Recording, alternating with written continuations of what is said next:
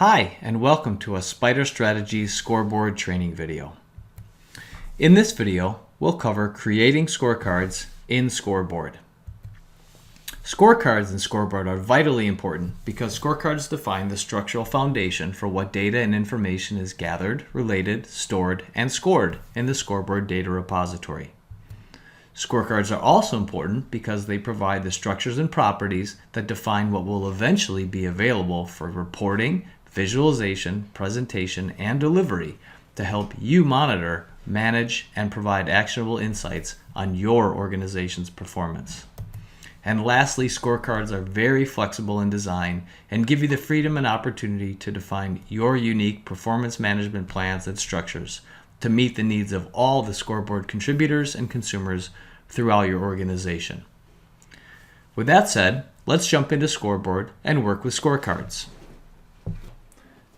I've logged into Scoreboard and I'm looking at the Scoreboard homepage. Our focus today is working with scorecards. So under the black primary navigation pane and the data category heading, I'll select scorecards. When working with scorecards, you need to make sure that you identify the appropriate organization that you want to work with. In our case, we'll work with the Mobile World Inc. demonstration environment and its existing scorecard.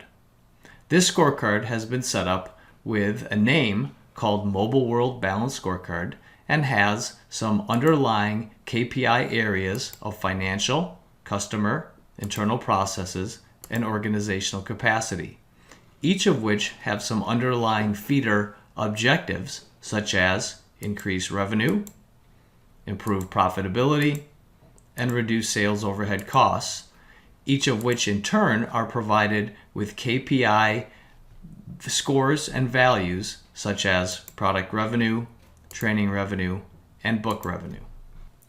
While the Mobile World Balanced Scorecard has been set up with a balanced scorecard approach, Scoreboard provides you with plenty of flexibility to have a structure and organization in any way you'd like. For instance, under the Mobile World Inc. parent organization, there is a financial department organization that will select and open, and you'll see that the scorecard called Financial Profit and Loss has been set up with generic buckets or themes such as revenue, cost of sales, and gross profit, each of which have underlying KPIs like product revenue, training revenue, book revenue, etc. Also, another organization within the mobile world is the marketing organization, which has defined its scorecard to just be comprised of objectives like improve brand awareness with feeder KPIs and increase lead generation with feeder KPIs. Lastly, we have a human resources organization, which has been set up with simply a scorecard that is directly fed with KPIs such as employee satisfaction survey, number of CVSs received, and staff attrition rate, etc. So you see that scorecards in Scoreboard can come in a wide variety of shapes, sizes, and configurations. Our goal today is to teach you how to create a scorecard within Scoreboard. To that end, we will replicate what we saw earlier in the Mobile World Inc. and its Mobile World Balanced Scorecard example. We will bite off just the financial KPI area, some of the objectives lying under that KPI area, and some of the KPIs that feed the objective of, in this case, increased revenue. Scorecards are housed within organizations. They have effectively a one-to-one relationship with an organization. So for our purposes of creating a new scorecard, we first need to create a new organization. As such, we'll click on the organization drop-down by clicking the Mobile World Inc. briefcase icon at the top and selecting the Edit button towards the lower right of the black navigation pane. We'll then select New Organization and provide a simple name of Training Organization and click the Add Organization button. Note that the training organization has been created within the listing of organizations. I'd like to separate it from the human resources and any other organization already defined, so I'll do a simple drag and drop. Also, please note that the training organization has an empty or hollow circle to the left versus any of the other organizations that are solid. The existence of a solid circle means that a scorecard has been defined for that organization. Our newly created training organization does not yet have a scorecard, so it gets a hollow circle to the left. After creating the organization, I'll click the Done button to exit organization edit mode. And then I'll click to the right of training organization the blue Select button. Within the training organization, it invites me to create a new scorecard.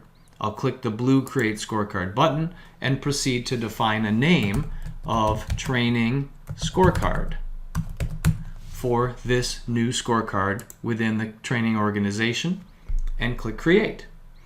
The first step is to create a new key performance area. We'll provide the first key performance area name of Financial. To the right, we'll verify that we are setting this new object up as a key performance area. Please note that you can also create an objective, a generic item or theme, a KPI, and/or a linked item.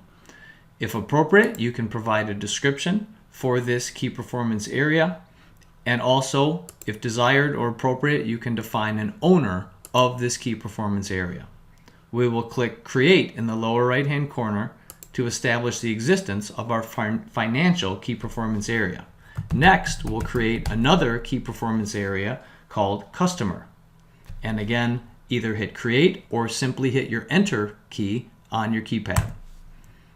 Third, we'll create an internal processes key performance area. And lastly, a learning and growth key performance area within our new scorecard. Now that we've created the key performance areas for our training scorecard, we'd like to define some objectives for the financial key performance area. We'll highlight the financial key performance area, and towards the top, select the new scorecard item. It assumes that we want to create an objective, which we do, and we will call this one Increase Revenue. Again, verify that its type is an objective. Again, if you'd like, you can provide a description and/or an owner, and click Create. Another objective under the financial key performance area is Improve Profitability.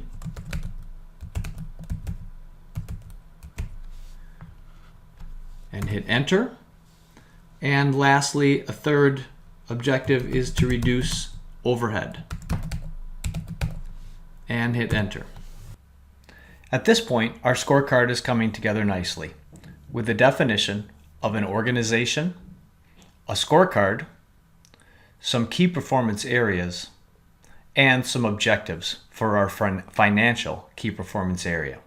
What our scorecard lacks at this point is really the engine of a scorecard, which are key performance indicators or KPIs, which are measures or metrics which we will track, measure, and score to provide insight into our performance at the objective level, the key performance area level, and the scorecard level. Let's create some KPIs for the Increase Revenue objective. To create some KPIs under the Increase Revenue objective, I'll select the Increase Revenue objective, and up above, towards the top of the navigation pane, select the new scorecard item. This will open the Create KPI interface to the right. We'll start by providing a name of our new KPI, which will be Product Revenue. To the right, we'll verify that we are setting this up as a KPI. You have the opportunity to provide a description, which can be very helpful for users if they, in the future, want to understand where this KPI data is coming from or the nature of the KPI information. Moving further down the Create KPI interface, we address the KPI details area. The first thing to address in this area of the KPI setup is the scoring type. You have a selection of 11 different scoring types available to you.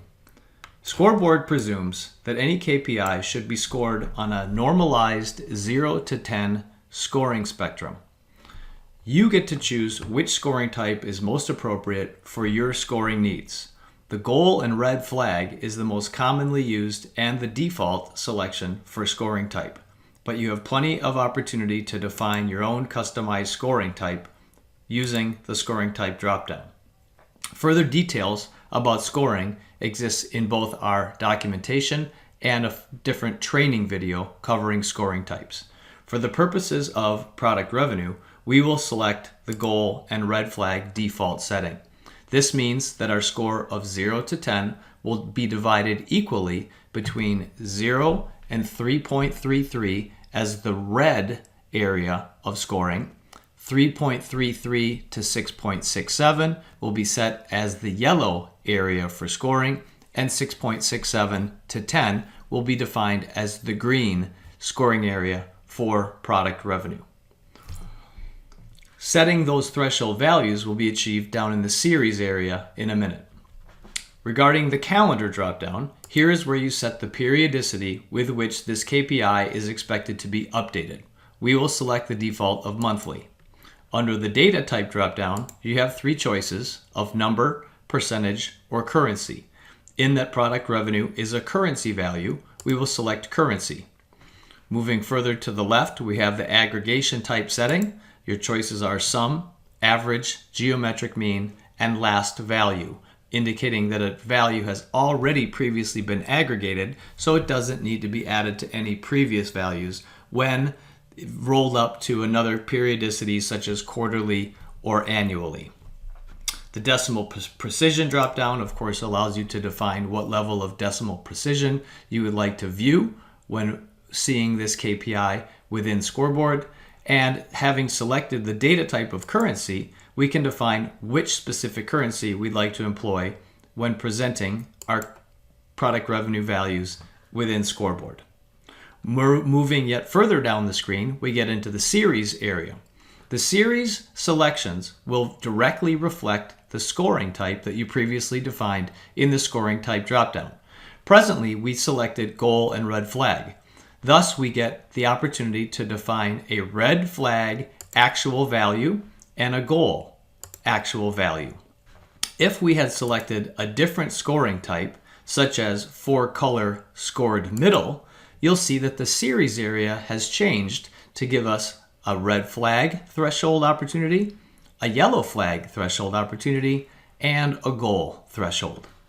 We'll revert back to the goal and red flag setting that we desire for this product revenue KPI, and we'll set a red flag value of 440,000, meaning that if the value for a given month for product revenue dips below 440,000, it will fall below the red flag threshold, thus it will be colored red and will receive a score somewhere below 3.33.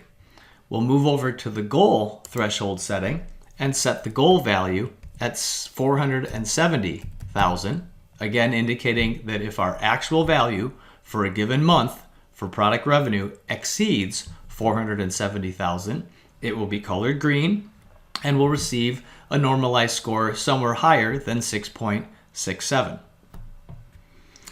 Moving further down the screen, we can add owners and updaters to this KPI. I'll go ahead and set the current user, whose name happens to be user, up as both the owner and the updater of this new product revenue KPI. When setting up an updater, you do have the opportunity to allow or disallow them to update thresholds when they are in the process of creating or providing actual values for a given KPI, in this case on a monthly basis. After defining all the properties for this product revenue KPI, I'll click Create in the lower right-hand corner to establish the product revenue KPI. The software immediately presumes that I want to continue with the KPI definition process and gives me a brand new Create KPI interface. I'll take advantage of the new Create KPI interface to define a new KPI under the increased revenue objective. we'll create training revenue. Again, it will be the type of a KPI.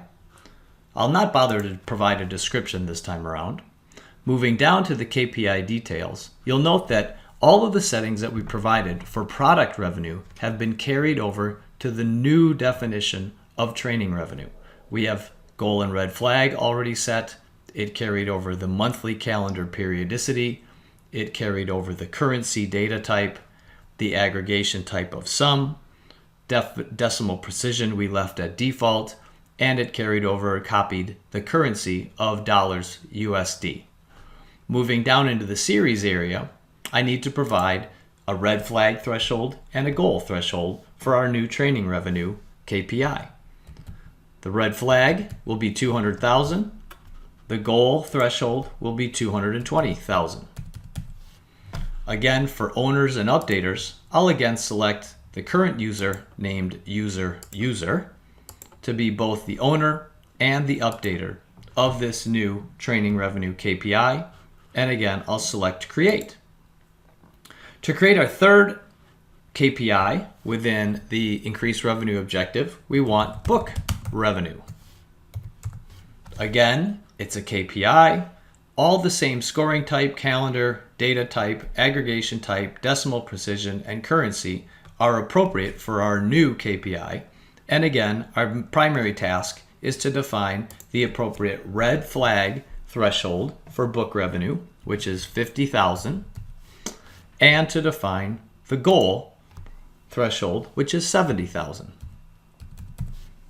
Again, in terms of an owner and an updater, we will assign the current user as both the owner and the updater of this new KPI. And again, click create. At this point, we've defined the 3 KPIs that we desire to roll up to the increased revenue objective. Before we move on to providing actual values for the month of April 2018 for those 3 KPIs, I do want to address the weighting of each of those KPIs under the increased revenue objective. If on the left, I select the product revenue KPI, you'll see that out to the right, there exists a weight property. When we created 3 KPIs under the increased revenue objective, Scoreboard presumed that each of the 3 product, training, and book revenue KPIs should be weighted equally as those scores are rolled up to the increased revenue objective. If by chance you wanted to adjust the weight on those KPIs, you can click on the weight field to view the weighting of the 3 KPIs that roll up to increased revenue. Let's say that I would like product revenue to weigh twice as much in terms of its impact on the score of increased revenue. I can simply change the product revenue number from 1 to 2, and you'll see that its total percentage of the weighting for the increased revenue objective is now 50%. So you do have control after creating KPIs to return and adjust their weighting as those scores from each individual KPI are rolled up to the objective, such as increased revenue. Now that we've defined the KPIs, the objectives, and the key performance areas for our training scorecard, we want to add and provide some actual values for the month of April 2018. Providing values for KPIs in Scoreboard is typically done in one of 2 places. The first is within the Scorecards section of Scoreboard, and the second is from the home page of Scoreboard. Let's start with providing KPI actual values within the Scorecards section of Scoreboard. Presently, we are in edit mode within the Scorecards section. I'll click the Done button to the lower right of the black menu to remove myself from edit mode, and I will focus my attention on the product revenue KPI and the month of April 2018. If I want to provide an actual value for product revenue for the month of April 2018, I simply click on the Edit button in the Actual and Threshold Values area of the scorecard view. You'll see that I have the opportunity to provide an actual value, which I will set at $475,000 for the month of April 2018, and click Save. Immediately, that score is reflected in the speedometer gauge. I have exceeded the goal of 470,000. Thus, I have a green score, and my numeric score is 7.2.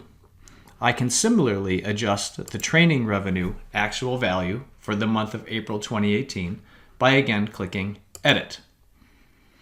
Before I do that, let's also just address the fact that if you'd like to provide values for more than one time period, you can adjust the periodicity in the upper right and change your periodicity setting from monthly to quarterly for quarter 1 of 2018, for example, and click Show Results.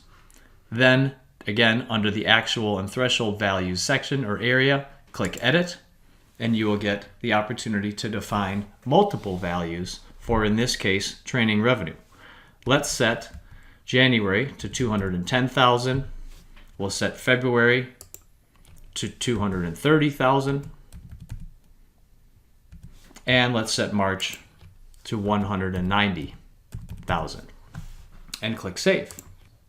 You'll see that for quarter 1 of 2018, I have a cumulative value of 630,000, which is in the yellow range between the red flag of 600,000, the goal of 660,000, and thus it has received a score of 5. If I change the periodicity back to monthly and look at the month of January 2018, I'll see my 210,000 score or value reflected and a score of 5. If I move to February, the 230,000 value is reflected with a score of 8.3 and a color of green.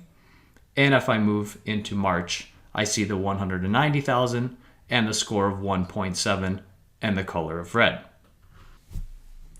The other avenue to provide actual values for KPIs within Scoreboard is to be logged in as a user who has updater responsibilities for KPIs within Scoreboard.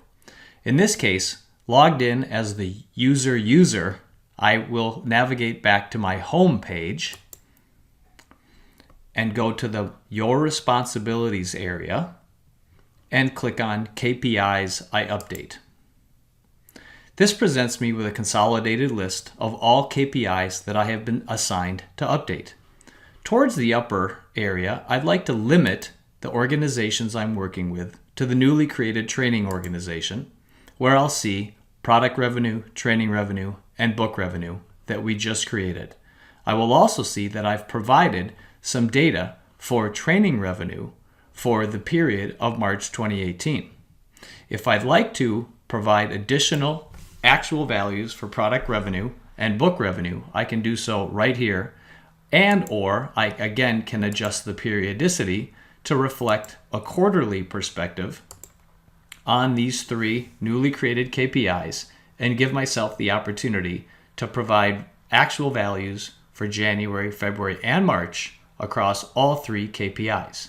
I'll pause and input some data.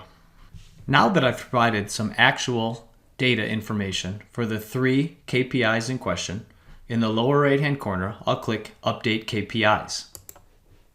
There'll be a brief pause while all the information I've provided is saved, and after that information is logged into the repository, I can change my perspective again back to a monthly perspective for the month of April 2018 and address the desired information that I want to provide for April of 2018. I've provided actual numbers that should put us in the green, exceeding the goal expectations for all 3 KPIs in the month of April, and I'll click Update KPIs. After saving that information, we'll return to the Scorecards section of Scoreboard and review our performance in the financial key performance area, the increased revenue objective, and look at the product revenue KPI, see that it is green, exceeding expectations for April of 2018. Training revenue similarly is green and exceeding expectations, and book revenue once again is in the green, exceeding our goal expectations for April of 2018. As a review, let's reflect on what we've done over the past 20 minutes. We started by creating an organization called Training Organization, within which we created a training scorecard. Under the training scorecard, we created some KPI areas of financial, customer, internal processes, and learning and growth. Under the financial KPI area, we created an objective called increase revenue. And under the increase revenue objective, we created some KPIs of product revenue, training revenue, and book revenue. Furthermore, we showed you how to update and provide actual values to each of those 3 KPIs and view and reflect on those KPI performance values in a Scoreboard scorecard. We hope that this video on creating scorecards and Scoreboard has been helpful to you. If you have any questions, please contact us at learn@spiderstrategies.com. Thank you.